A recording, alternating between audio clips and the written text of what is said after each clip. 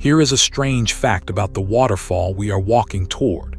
It is bigger on weekends, not because of rain and not because of the season, because of an agreement. There is a hydro station downstream that takes most of this river away, and it gives some of it back on a schedule, and the schedule says more water on Saturdays. Almost nobody standing at the railing knows this. Let us walk the whole park, and let us find out what else it is not telling us.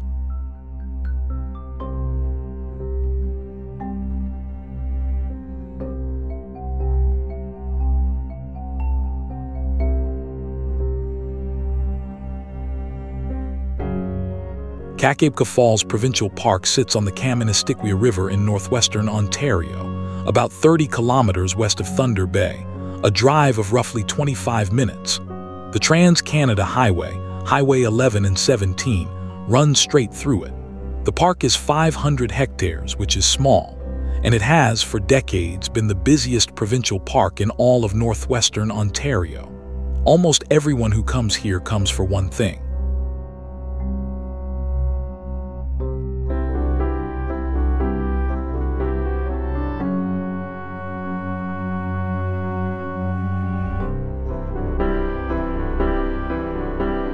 the falls drop about 40 meters, roughly 130 feet, over a hard lip of rock into a gorge that runs on for about 700 meters below, 30 meters deep.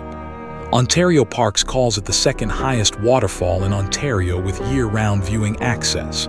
Only Niagara is bigger, which is why, inevitably, people call this the Niagara of the North. It is a marketing line. It also happens to be roughly fair.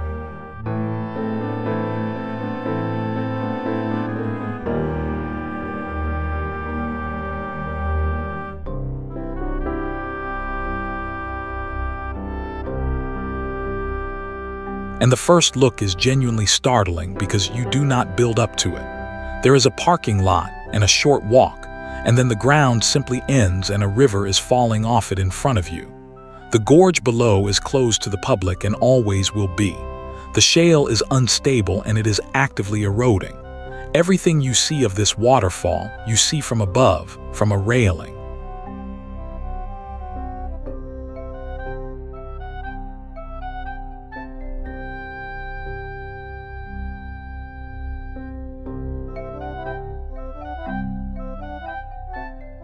The name is Ojibwe, from the root Kakabeka.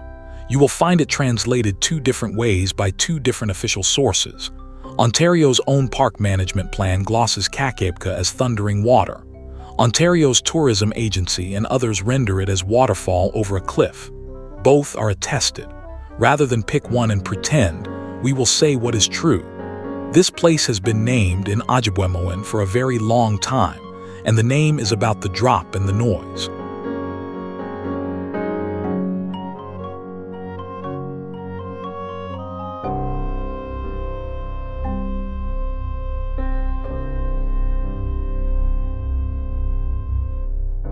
The gorge is the fall's own signature written backward. A waterfall does not stay put. It undercuts the softer rock beneath its lip. The lip is left unsupported, and eventually it collapses. Then the falls stands a little further upstream and starts again. That 700-meter canyon downstream is not a coincidence of geology. It is the trail of the waterfall walking upstream, one collapse at a time.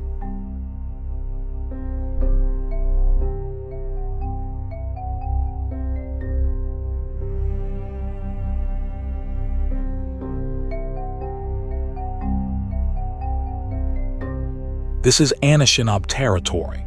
The nearby community is Fort William First Nation, whose ancestors lived along the north shore of Lake Superior at the mouth of this river, where the Kaministikwia meets the lake, a hub for fishing, trade, and gathering. The Robinson-Superior Treaty was signed on the 7th of September, 1850.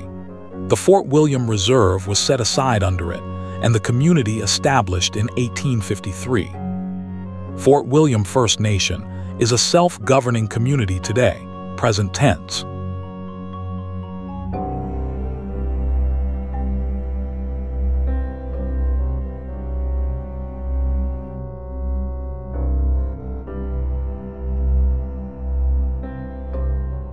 And that is not a historical footnote in this park. It is written into the park's own rules.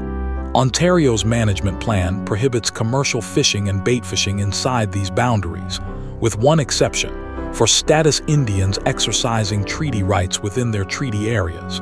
Treaty rights operate inside this park today.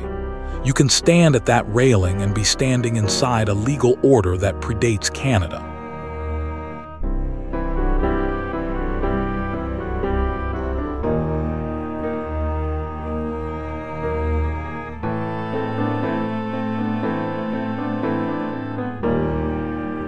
There is a very old story in the rock here, and this is not the video for it, but we should point at it. Kakabeka exposes some of the oldest fossils on Earth. They are stromatolites, layered mats built by microbial life in the chert of the Gunflint Formation. The park's own management plan puts them at roughly 1.9 billion years old. Note that carefully, because the official signage has been known to be off by 3 orders of magnitude.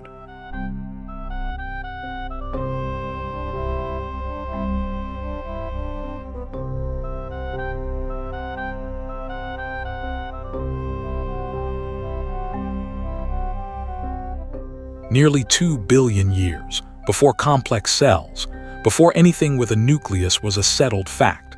Layered domes of bacteria, quietly building rock in a shallow sea, and then buried, and then lifted, and then cut open by a river so that a person on a boardwalk could squint at them. Protecting that geological contact is one of the reasons this park exists at all. But it is another video. Let us keep walking.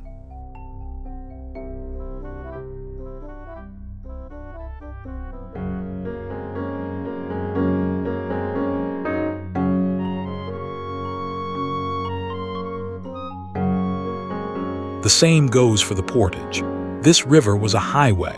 To get past this waterfall, you had to leave the water and carry everything, and the route that was used runs through this park and is still walkable.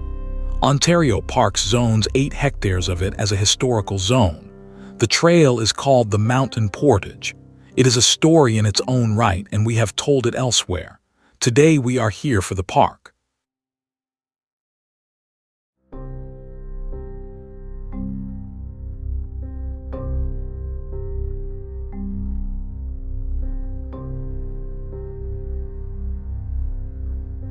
Because that is the thing that gets lost. Everybody comes for the waterfall, looks at it for 11 minutes, buys a coffee, and drives on to Winnipeg. The falls is the reason the park exists, but it is not the park. The park is 500 hectares of boreal forest, a river valley, 15 kilometers of ski trail, 174 campsites, and a beach. Almost none of the people who stop here ever see any of it.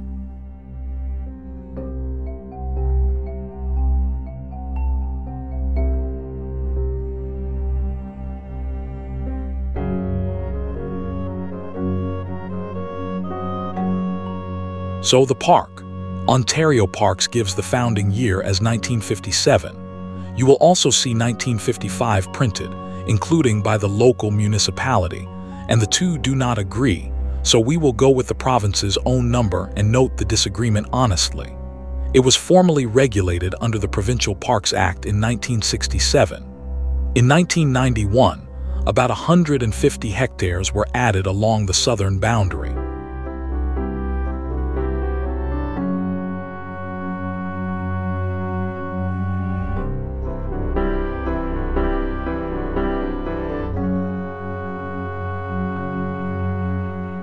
And it was classified in 1967 as a natural environment park, which is a slightly awkward fit, and the park's own management plan says so out loud.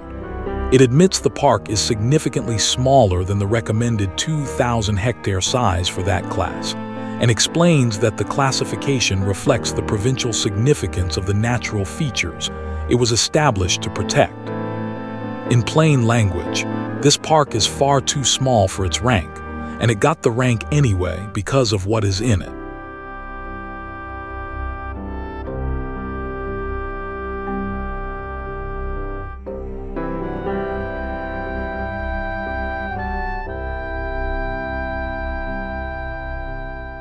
And what is in it is a boundary.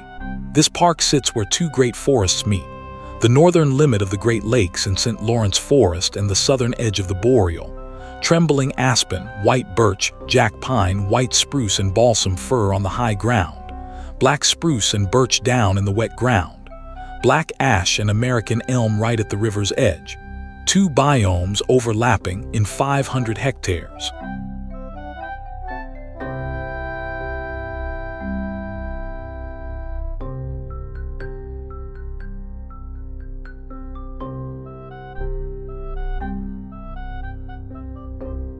And there is one plant community here that exists nowhere else in the park and cannot be planted.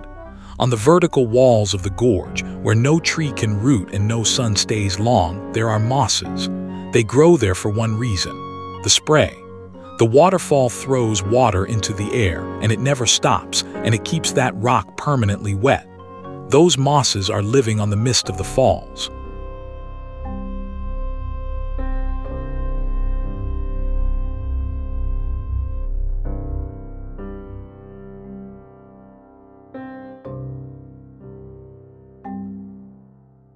Now to the thing we opened with.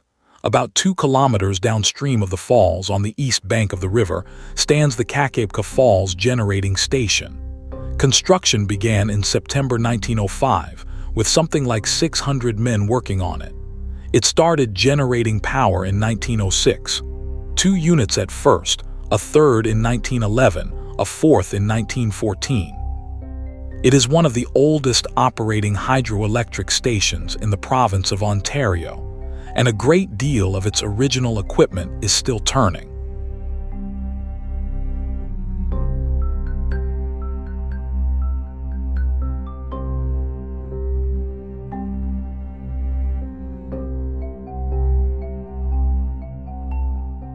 And it works the only way this kind of station can. A dam upstream takes water out of the river before it reaches the falls and carries it away through an aqueduct and penstocks to the powerhouse below, a total drop of about 58 meters. 4 units, around 25 megawatts, which means, and there is no way to soften this, the water that makes the electricity is water that has been taken away from the waterfall.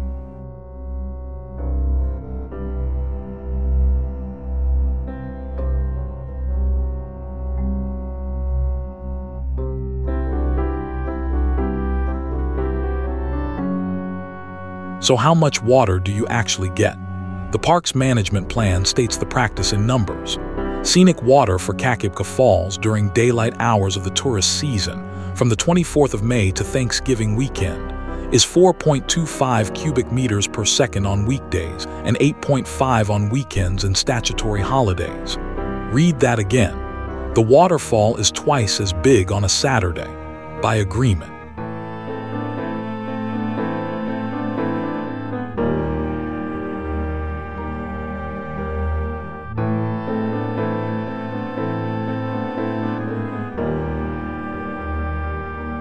Ontario Parks does not pretend otherwise. Its own plan says adequate flow is crucial to the very essence of the park because it determines the aesthetic quality of the viewing experience. That is a park agency admitting in writing that its headline feature is a negotiated quantity. This is not a wild waterfall. It is a managed one. And that is not a scandal. It is simply the truth about almost every famous waterfall on this continent.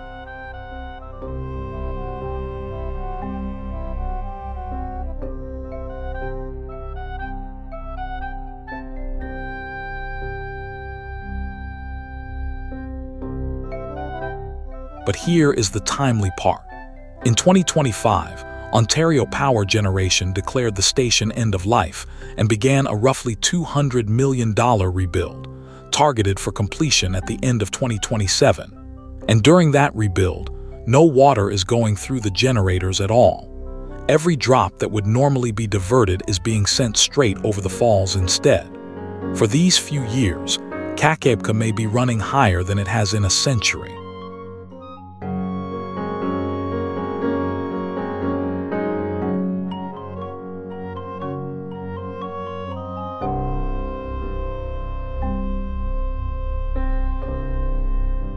When it is finished, There will be a new powerhouse extension, 2 new Francis turbines, about 27 megawatts, and a machine expected to run for another 90 years. And then the diversion resumes, and the scenic flow agreement takes over again. So if you have ever wanted to see this waterfall carrying its full river, the window is now, and it closes in 2027.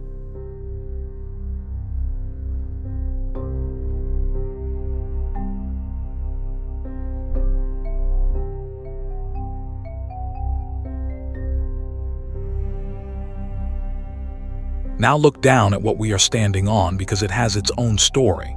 People used to just walk to the edge, and the sheer number of them compacted the soil, killed the vegetation, and eroded the gorge rim.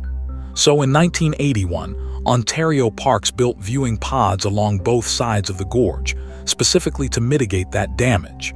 This boardwalk is not a convenience, it is a repair, and the bedrock underneath it is monitored for stability.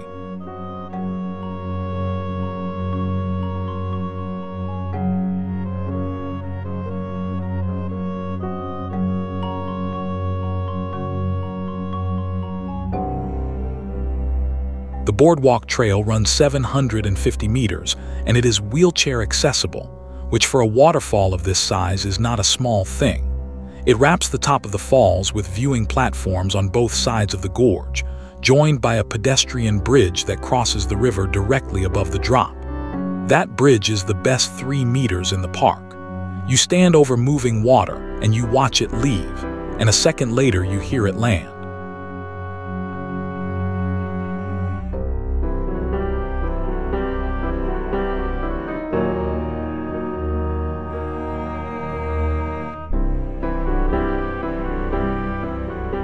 Past the railings, the trails begin, and this is where the park stops being a viewpoint and starts being a place. The Mountain Portage Trail is a 1.25 kilometer loop, and it is barrier-free. Little Falls is 2.5 kilometers, moderate to difficult, dropping steeply into the river valley and climbing 30 meters back out, past a smaller waterfall almost nobody photographs.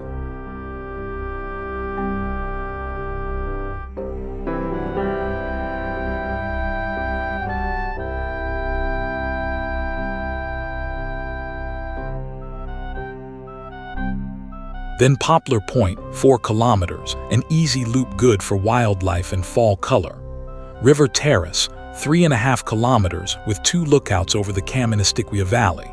And Beaver Meadows, 4.5 kilometers, which is really a winter trail wearing a summer coat. That is the actual park. It is roughly a 20-minute walk from the last selfie at the railing, and on most days you will have it to yourself.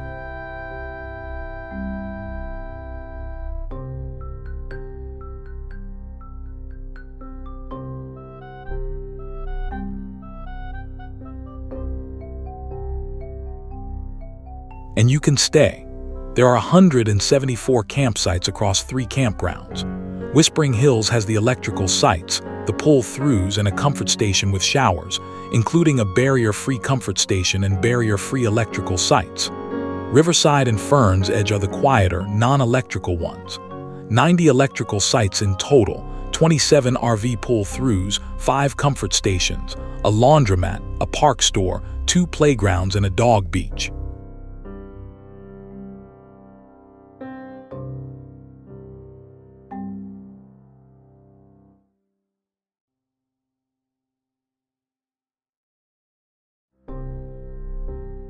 There is no roofed accommodation, no yurts, no cabins. The camping season in 2026 runs from the 8th of May to the 13th of October, which is roughly the May long weekend to Thanksgiving, and it maps almost exactly onto the Scenic Water agreement. The park is a highway park, and it always has been. It runs a higher share of RV visitors than the regional average, and it always did.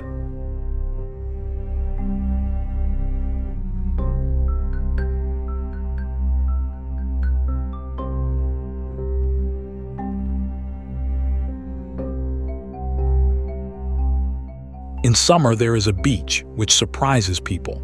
It is a small, sheltered stretch of sand on the Kaministiquia itself, with a buoyed swimming area, a gradual drop-off, a big grass area, and no lifeguards.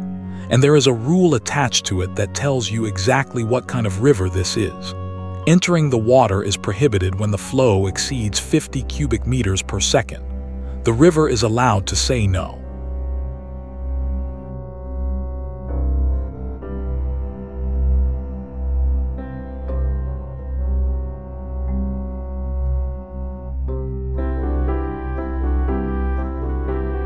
Three-quarters of this park's annual visitation falls between May and October. In 1999, the last year with a hard published figure, the park recorded 286,913 visitors, and about 254,000 of them were day users. More than a third of all the visits to every park in Ontario's Northwest Zone, in this one small place on the highway.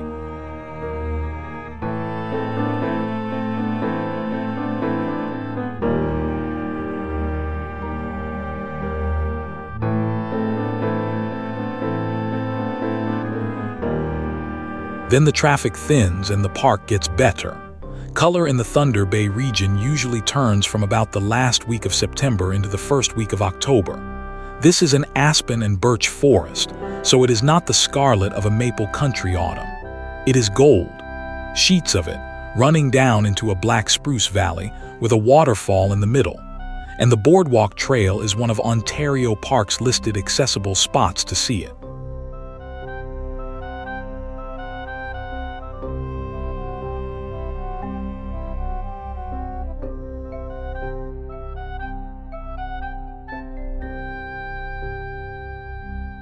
The Poplar Point Loop is the one to walk for it.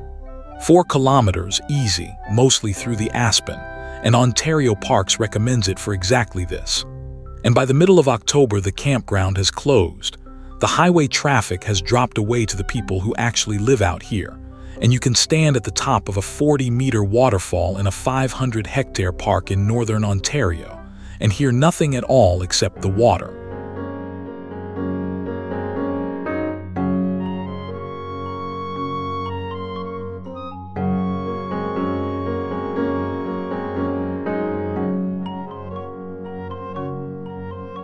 And then the river starts to freeze. Ontario Parks put it plainly in a post at the end of December 2025. Ontario's second highest waterfall frozen. What forms is an ice shell over the face of the falls, with water still running behind it, icicles hanging off the rock and slabs of ice piled up in the river below. The falls does not stop. It just puts on armor and keeps going underneath.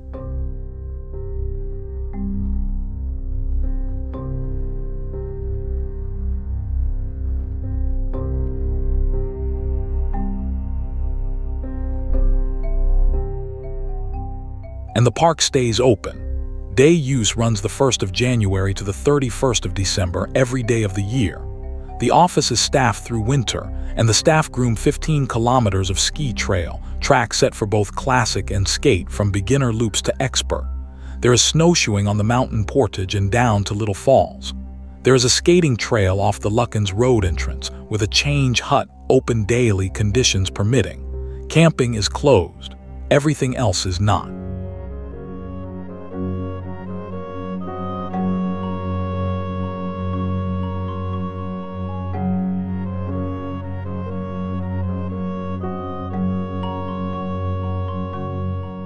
As for who else is here, black bear, moose, white-tailed deer, beaver, snowshoe hare, red fox. Wolves pass through, but the park's own inventory calls them transient, so let us be accurate. Pileated woodpeckers, pine grosbeaks, redpolls, and bald eagles, which hunt over the falls often enough that Ontario Parks tells you to expect one. But the animal that matters most here is in the water.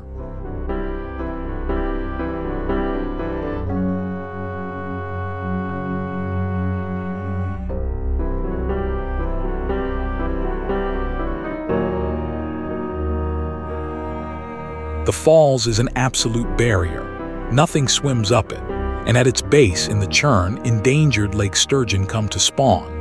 A fish that has been doing this since before the dinosaurs, arriving under a hydro station, at a highway waterfall, in a village of a few hundred people that exists because a river fell off a cliff. Stopped longer than 11 minutes. Thank you for watching. Follow for more trails of the world.